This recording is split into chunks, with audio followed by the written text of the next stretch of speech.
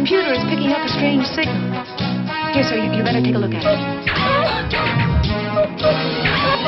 Hello, and welcome to episode 161 of Life Through a Prism with your host, Rob Tierney. In today's episode, we're going to look at disability, with an article from theguardian.com entitled, "The Captain Told Me to Wear a Nappy on Board. Why is air travel so humiliating for disabled passengers?" Written by Diane Taylor, dated 24th of July 2026. From being abused by staff and other travellers to being denied access to toilets, flying is an increasingly distressing and frustrating experience for many wheelchair users. Here, they share their stories. When Hannah Babalola boarded KLM Flight 598 on the 26th of May, she was tired. A Paralympic athlete, she had been competing at an event in South Africa's Cape Town and was hoping there would be no hold-ups on her journey back home to Chicago. Babalola, 37, is well-travelled.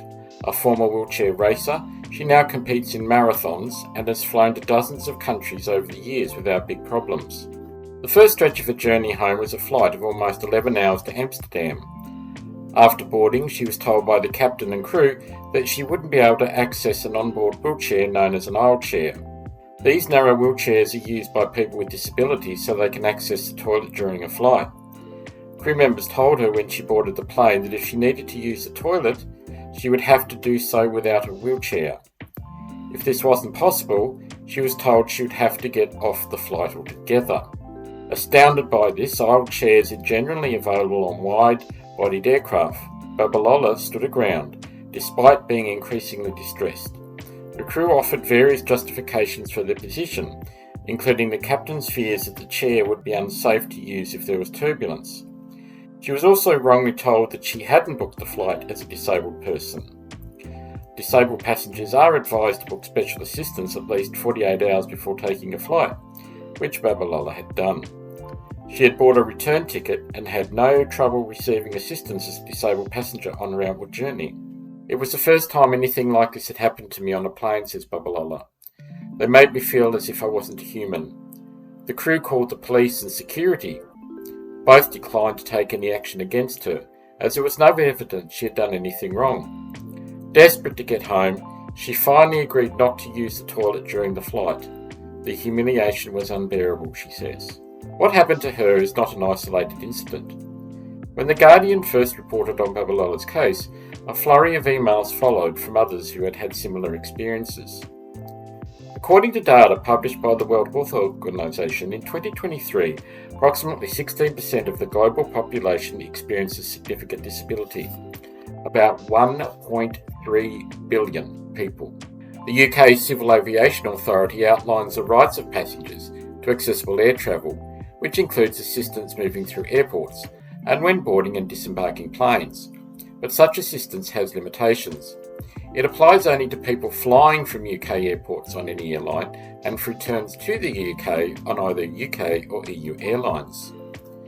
The National Centre for Accessible Transport published a report in July 2025 called "Invisible Barriers: How Public Attitudes Affect Inclusive Travel." It found that people with impairments or access needs that fell outside certain models have to fight to get those needs met. Those who were interviewed for the report said they had experienced negative treatment when travelling due to assumptions and stereotypes around disability. The report looked at various types of transport, including planes. It found that disabled travellers sometimes have to endure abuse from other passengers, and the transport staff have a limited understanding of disability. One chair wheel user quoted in the report, who was travelling by plane, was denied assistance as they had limited mobility. They could stand up and walk in certain circumstances, but were unable to get down the plane steps without assistance. A crew member said, "Well, you can stand, you can get off, you can go down the stairs." Sophie Morgan, a British TV presenter, writer and disability rights campaigner, is co-founder of Rights on Flights and an energetic campaigner for people with disabilities who fly. She was paralysed from the chest down after a car accident at 18 and began campaigning because her wheelchair was broken so many times by airport staff when she flew. "I honestly think that if the airlines could ban us from flying, they would," she says. "I feel sad that the same problems that were happening 3 years ago are still happening now.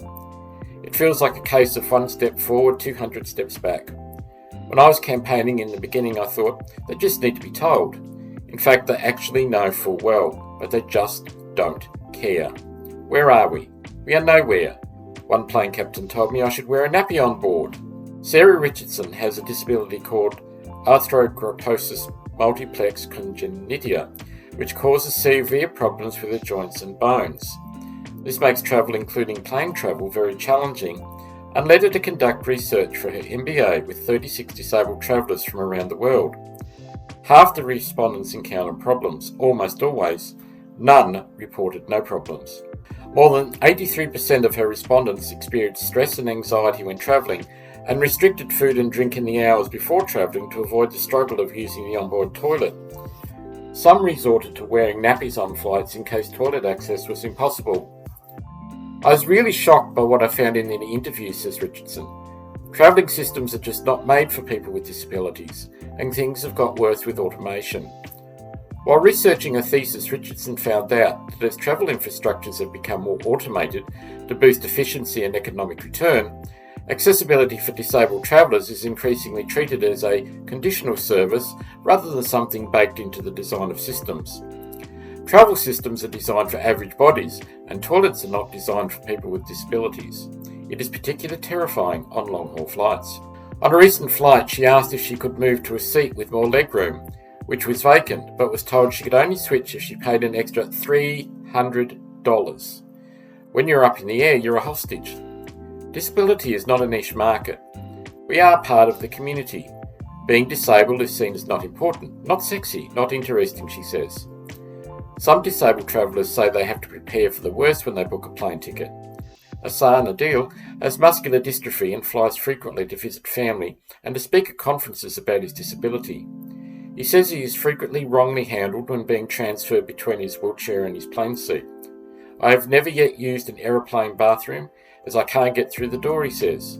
I feel that for airlines, rules are ranked higher than humanity. But you can't argue with the airlines or they won't let you get on the plane. On the trip, Diel landed in Doha in Qatar and asked staff to help him transfer from his aeroplane seat to his wheelchair. He was left for 20 minutes. They said they'd never transferred a person like me before, but they would try, says Adele. First they transferred me to the narrow aisle chair and from there into my wheelchair. They did not know the correct way to transfer someone with my disability, and the transfer was not done in a professional way. Payal Shrishrimal, an artist who lives in India, is determined not to let the significant challenges of air travel get her down. She also has muscular dystrophy, and at 41 has far outlived the life expectancy of 20 years she was given as a child.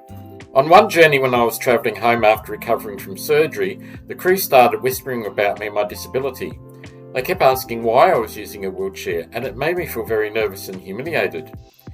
2 or 3 hours before I leave home to travel to the airport, I have to stop drinking water, because I know I won't be able to use the toilet on the plane. Once I was even asked to pay for the transport of my wheelchair, although there are supposed to be no charges for this. A recurrent complaint among wheelchair users is that when the chairs are stored in the hold in perfectly good condition, on landing they are returned to them battered and broken. One man discovered his electric wheelchair had been badly damaged when he arrived in London on an Emirates flight on the 18th of May. He is completely reliant on the chair, and as a result of the damage has been confined to his home. I have effectively been trapped inside my home and unable to attend medical appointments, shop independently, or carry out normal daily life activities, he says. This situation has caused significant distress, loss of independence, emotional suffering and disruption to my life. He received no response from the airline, and nor did others who wrote to Emirates trying to advocate for him. After The Guardian contacted Emirates, the airline agreed to take action. A spokesman said, "We sincerely apologise for the inconvenience he experienced. We are in direct contact with him and have arranged a temporary mobility device. We are also assessing options to replace his wheelchair as a permanent solution and will continue to support him until the issue is fully resolved." Even those who are powerful and high-profile report appalling experiences when they travel by plane. Samantha Bullock, Brazil's former #1 wheelchair tennis player, now lives in the UK. She founded Bullock Inclusion, which creates social projects in fashion and sport to promote inclusion for all, and aims to change attitudes to transform the lives of people living with disabilities. Last month, she flew to New York to take part in the UN's 19th Conference of States Parties to the Convention on the Rights of Persons with Disabilities, which aims to further the rights of people with disabilities. She and a team had organised a fashion show for the event and discussed with officials how best to advance the rights of disabled people. But when she arrived at JFK Airport for her flight back to the UK, she was told by British Airways staff that she couldn't board the flight without a carer to take her to the toilet, as the flight crew wouldn't be able to assist her. This would have required her to buy an expensive extra ticket. "I have travelled my whole life and never had this experience before," she says. Eventually, they said they could transfer me to an American Airlines flight. I thought about not accepting the transfer and fighting this. I was so tired from my trip and I just wanted to get home, so I agreed to the change. British Airways spokesman said, "We want to ensure a seamless flying experience for everyone, and we're sorry that our customer had a negative experience on this occasion. We are aware our customer has expressed concerns regarding the experience, and we've reached out to her to discuss further. We serve hundreds of thousands of customers who require additional assistance every year. And while we're committed to continually improving our service, we work hard to support accessibility requirements throughout their journey." Morgan says that because cases like Bullock's continue to happen, she will keep on fighting. "I fly with my rights in my pocket, but our rights continue to be violated.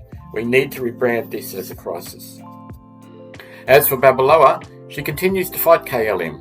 When the Guardian asked the airline to comment on a case, KLM said in a statement, "We regret that an incident occurred involving one of our passengers on the flight from Cape Town to Amsterdam on the 26th of May. Out of respect for the privacy of both the passenger and our crew, we find it inappropriate to discuss the details of the situation." Babaloa has now engaged a lawyer to help her.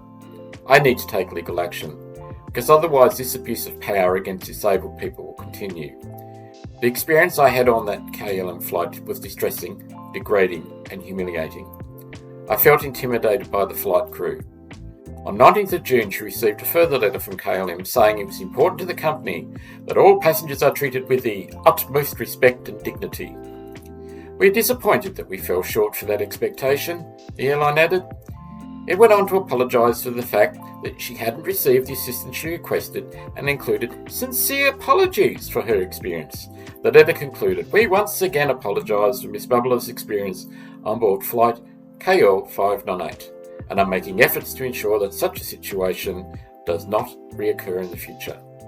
None of the people interviewed for this piece are holding their breath." I would let a breath out after that. Don't expect anything anywhere to ever be done, because we are not the majority, we are the minority, and we are just a nuisance to a lot of these airlines. And the way that they write things, it almost sounds like a lawyer has written it, so if they don't get it right, and it just sounds so condescending. Well, that's my thoughts. There's a lot in this today. Till next time, take care, and bye for now.